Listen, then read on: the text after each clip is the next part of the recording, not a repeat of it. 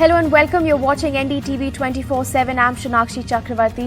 The big story we have been tracking through the day. In her first statement after the release of 11 men, including those convicted of gang raping her and murdering 14 members of her family during the 2002 Gujarat riots, Bilkis Bano on Wednesday said the move had shaken her faith in justice.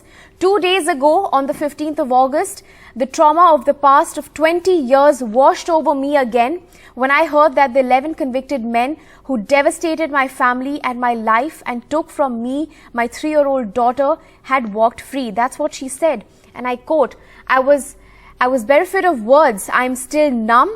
Today, I can say only this. How can justice for any woman end like this? I trusted the highest courts in our land. I trusted the system, and I was learning slowly to live with my trauma, she said. And this is what Yaqub Rasool, Bilkis's husband, spoke to NDTV, and this is what he said. Listen in. Bilkis को इतने सालों तक नरक झेलना पड़ा है और अब ये फैसला आ गया है। बिल्किस ने इस फैसले पे क्या कहा है? इतने साल लड़ाई लड़ने के बाद आज जो फैसला जो 15 अगस्त को गुजरात सरकार ने जो आरोपियों को 11 को रिहा कर दिया, उस बारे में हम बहुत सदमे में हैं और हमको उसके बारे में कुछ भी मालूम नहीं था कि ये क्या हुआ है। जब लोकल मीडिया से पता चला हमको कि भाई आपके केस के आरोपियों को छोड़ दिया गया है, तो हम अचानक से चौंक गए और हमको पूरे घर में एक बहुत बड़ा शॉक लगा कि क्या हो गया। 2002 में जो हुआ था एक बंद चैप्टर था, एक बंद अध्याय था, जिसे अब फिर से बिल्किस के लिए, आपके लिए खोल दिया गया है। ये हम अभी तो कहने का मतलब जो भी आज 11 आरोपी को जो छोड़ दिया गया है, उसके बारे में जो हम आज जो इतनी बड़ी अदालत ने और बॉम्बे हाई कोर्ट तक उनका सजा का बरकरार रहना और सुप्रीम कोर्ट के उसके अंदर अभी तक का उनका कॉम्पिटिशन कब तक का चुकादा जो हमारे देश के संविधान ने हमको जो सपोर्ट किया था, और आज हम वो सोच रहे हैं कि एक ही झटके में हमारी 18 साल की लड़ाई खत्म हो चुकी है। क्या अब आप इस कोर्ट में चुनौती देंगे? देखो, इस वक्त हम बहुत सदमे में हैं। हम बिल्किस की बहुत मायूस है, किसी से अभी बात भी नहीं कर रही है और बहुत मुश्किल है। जो डर वो लोग आरोपी जब पैरोल पे छूट के आ रहे थे तो कम डर था, लेकिन आज वो पूरी तरह छूट गए हैं, तो डर हमारे दिल में और हमको बहुत डर लग रहा है। Meanwhile, Union Minister Nitin Gadkari and Madhya Pradesh Chief Minister Shivraj Chauhan were dropped from the BJP's top decision-making body in a shake-up in which B.S. Yediyurappa and Devendra Fadnavis landed in coveted spots. Uttar Pradesh Chief Minister Yogi Adityanath is a glaring exclusion after the buzz that he would be rewarded with a place among the party's decision makers. All of this happened on Wednesday. The BJP's parliamentary board shake-up with 6 new faces, including the first Sikh representative, signals a general and political shift in the highest tiers of the BJP in the Narendra Modi and Amit Shah era. You see, it's a very big responsibility, parliamentary board and also election committee and other thing. Entire South India must tour, that is the expectation from the Prime Minister. I will try to go around in the southern India and build up the party. JP Nadda ji ने संसदीय board की जो team बनाई है वो बहुत योग्य, समर्पित और विजनरी है और कई श्रेष्ठ कार्यकर्ताओं को नई टीम को भी सम्मिलित किया गया है। But the omission of former BJP chief and Union Minister Nitin Gadkari is the biggest shocker in this revamp. Considered close to the party's ideological mentor, Rashtriya Swamsevak Sangh or the RSS frequently got away with potshots aimed at his own government. NDTV's Akhilesh decodes the long-term political implications of this shake-up. It's really surprising the manner in which BJP has dropped senior leader Nitin Gadkari from the parliamentary board. Nitin Gadkari is somebody who is liked by millions of the BJP workers because he delivers on the promises. He has been credited with construction of roads across the country, and he is considered to be close to the RSS. And traditionally, the BJP has always accommodated former presidents in the parliamentary board. For example, Amit Shah is there, Rajnath Singh is there, but Nitin Gadkari won't be there. So it's quite surprising the way he has been dropped from the parliamentary board. Another surprise is the way Madhya Pradesh Chief Minister Shivraj Singh Chauhan has been shown the door. He was there for the past 8-9 years in the parliamentary board, which is the highest decision-making body of the BJP, but he is also dropped along with Mr. Gadkari. And another surprise is the inclusion of former Karnataka CM B.S. Yedurappa, who was on the verge of retirement. In fact, he was asked to resign from the CM post because he was already above 75 years of the age. And BJP has an unwritten rule that those above 75 won't be active in the active politics. But he is now being brought back to the central politics. Of course, it is being done keeping the Karnataka elections in mind, which are scheduled next year. But the way Yedurappa has been accommodated, of course, it raises several questions. Has it been done to please the Lingayat community in the state? That's the big question. Another surprise element is inclusion of Sarvanand Sonowal, the former Chief Minister of Assam, who had vacated his seat for Hemanta Biswa Sarma, and he has been given this post at the parliamentary board. And apart from that, BJP has also reconstituted the Central Election Committee, and Mr. Devendra Fadnavis has been brought in the Central Election Committee apart from Om Mathur and Bhupendra Yadav. So BJP hopes that with the reconstitution of these two key bodies, the party will be gearing up for the upcoming Lok Sabha elections. And of course, it also shows that how the grip of Prime Minister Narendra Modi is tight on not only the government but also on the party. Meanwhile, a huge controversy has erupted over Urban Development Minister Hardeep Puri's tweet on Wednesday morning when he said that Rohingyas will get refugee status and a roof over their head in India, saying that the centre has plans. Now, soon after this, in a huge embarrassment for Puri, the government's other ministry, Home Affairs, contradicted his statement and denied the claims made by the minister. The minister had tweeted, in a landmark decision, all Rohingya refugees will be shifted to EWS flats in Bakarwala area in the national capital. And then after that, the MHA tweeted to deny the statement, to say, not given any directions to provide EWS flats to Rohingya illegal migrants at Bakarwala in New Delhi.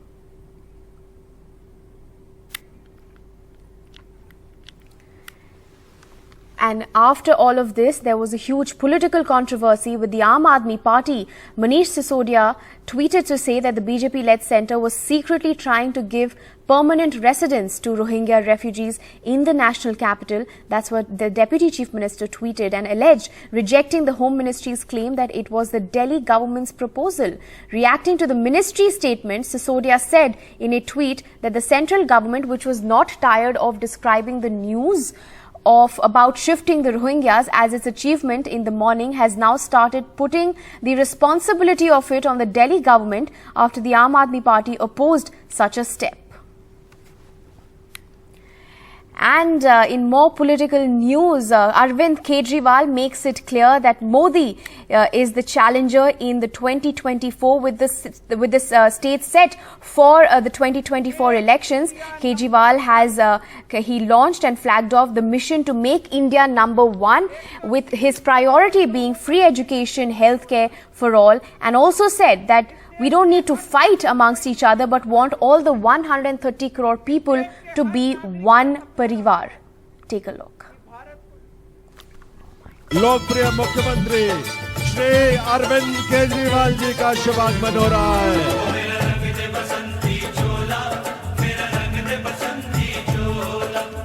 Framed by the national flag, Delhi's Chief Minister Arvind Kejriwal announced a national tour. Bharat माता की एक राष्ट्रीय mission की शुरुआत करने जा रहे हैं और उस मिशन का नाम है मेक इंडिया #1. पूरे देश के कोने कोने में जाऊंगा, लोगों को जोड़ूंगा और 130 करोड़ लोगों का अलायंस बनाएंगे. The Aam Aadmi Party chief says his aim is to unite the country, making his plank education and healthcare for all. लड़ाई झगड़े नहीं करने, लड़ाई झगड़े करके 75 साल खराब कर दिए। कांग्रेस वाले बीजेपी के साथ लड़ रहे हैं, बीजेपी वाले आम आदमी पार्टी के साथ लड़ रहे हैं, ये उससे लड़ रहा है, ये उससे लड़ रहा है। सारे लड़ाई झगड़े खत्म। अगर हम लड़ते रह गए तो दुनिया का नंबर 1 देश नहीं बन सकते। हमें सबको 130 करोड़ लोगों को एक परिवार की तरह रहना है। However, his target appears clear. After the Prime Minister's 5-point agenda, Kejriwal offered his own. आने वाले 25 साल के लिए पंच प्राण पर अपनी शक्ति को केंद्रित करनी होगी। 5 काम सबसे जरूरी काम है। अगर हमें अपने देश को आगे बढ़ाना है तो ये करना पड़ेगा। Just last week, the Election Commission of India declared the Aam Aadmi Party a state party in Goa after its February Assembly polls performance. The party needs recognition in just one more state to be declared as a national party. The Aam Aadmi Party may be one state away from being declared as a national party, but the stage is set for the 2024 elections. Mr. Kejriwal's agenda now includes Make India number 1 and the alliance of the 130 crore people of the country. Arvind Kejriwal is already echoing very strong national interests. In Delhi with Prem Singh, Shonakshi Chakravarti for NDTV. And in other concerning news, milk prices have gone up. Mother Dairy, one of the leading milk suppliers, has said that the heat wave has hit their fodder costs, and the common man says that we won't give milk to our children anymore. Take a look.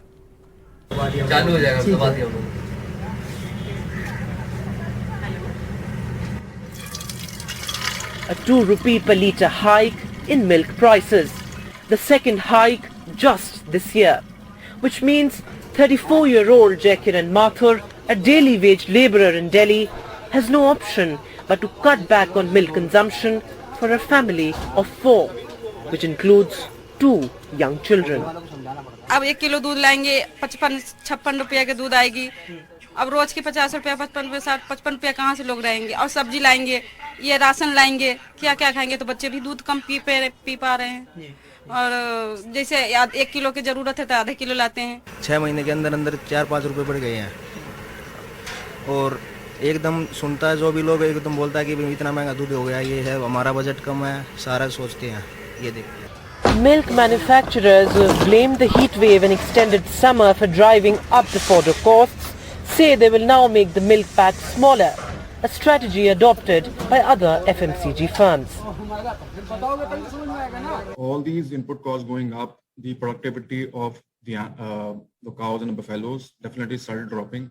At the same time, we are also coming out with, packs which are more affordable. So, for example, we have a 20 rupee pack recently launched in Delhi. We also have smaller packs which the consumers consume on the go. Whether it is a glass of milk for a school-going child or a warm cup of tea for your morning chai pe charcha, hiked milk prices are likely to have a major impact on your already stretched consumer budgets. Well, with all items essential for a nutritious diet being hiked one after the other, the question that we are asking is, are Indians eating healthy anymore? With camera person Sanjay Kaushik, Vedant for NDTV.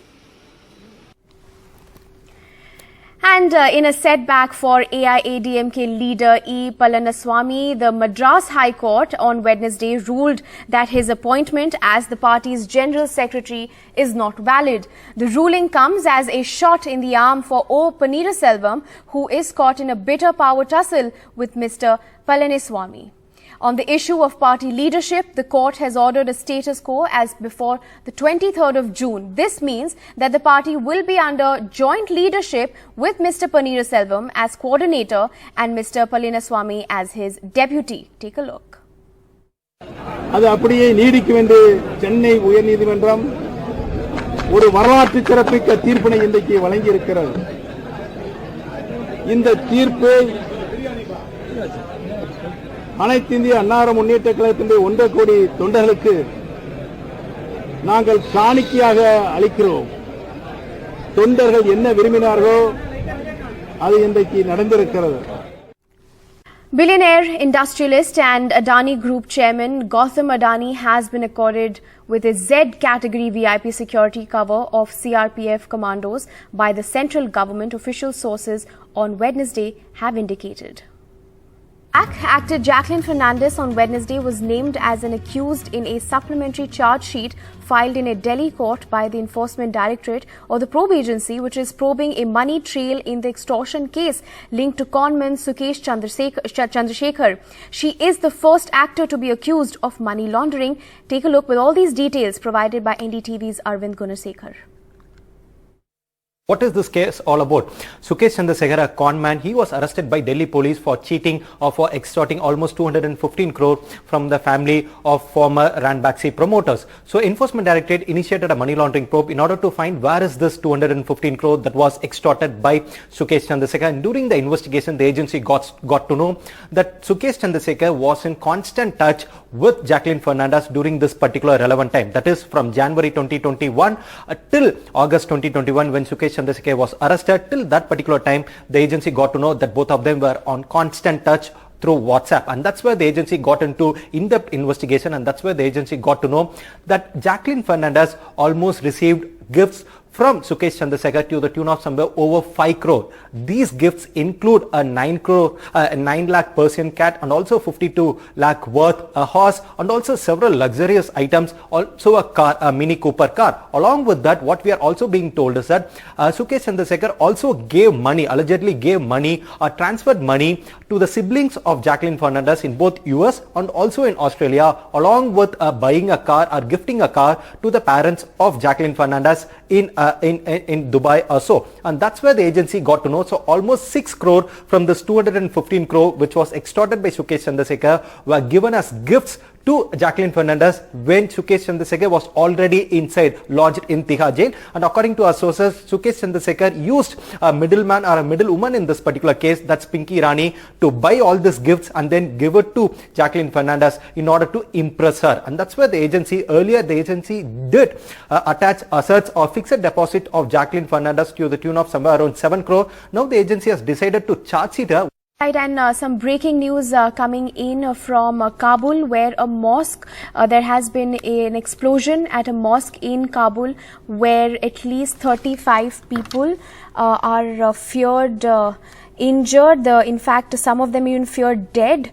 The news coming in from a Kabul mosque where a huge explosion has struck, and reports suggest that this had taken place during evening prayers on Wednesday at a Kabul mosque where a huge explosion has rocked that area, where reports seem to suggest that at least 35 people are casualties at the moment. We will be tracking the details of that story very closely. But for now, what we can tell our viewers is that there has been a huge explosion at a Kabul mosque where at least 35 people casualties are feared, and this explosion took place during the evening prayers on Wednesday. With that, we will slip into a short break, but more news continues on the other side. Stay tuned.